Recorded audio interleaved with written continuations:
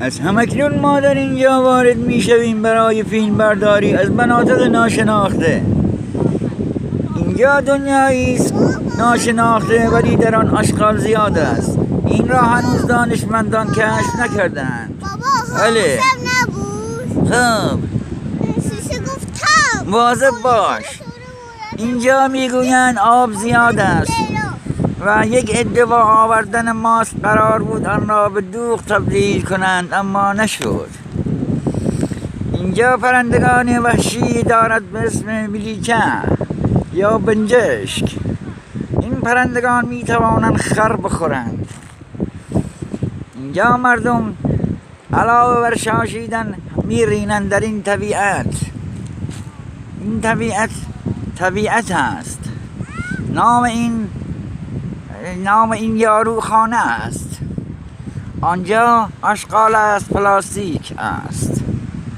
مردم در اینجا جمع می شوند تا جیغ بزنند و برقصند. در اینجا یک بچه کشف کرده ایم که در جنگل ویلان بود. این بچه در حال دویدن به سوی آدم هاست. او از ما فرار می کند و چون گرگ می دود. این بچه است. دی هم آمدن او را بدزدند اما نتوانستند. اینجا دی با بلم و نلم می روند در آب. آنها در آب و بهانه شنا می شاشند و آبها را آلوده می کنند. به این علت است که آب دریا شور است. همانطور که می بینید آنجا چندین چراغ روشن است. می گویند آنجا آدم خورها هستند. این آدم خورها آدمها را می خورند و می جوند و استخوان آنها را به آبگوشت تبدیل می کنند. این روده یک آدم است که آن را برای درس عبرت کشیدند و این هم خود آن آدم است که معلوم نیست لباس دارد یا تناب است.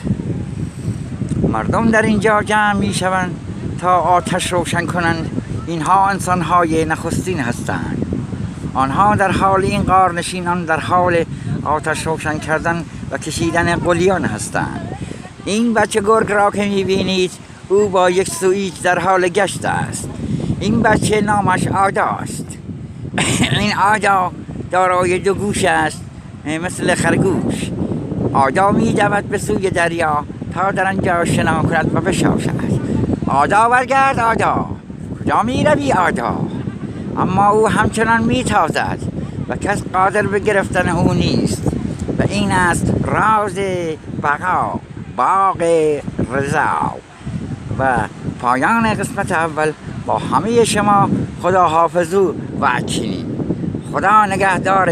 نه خدا حافظ. نه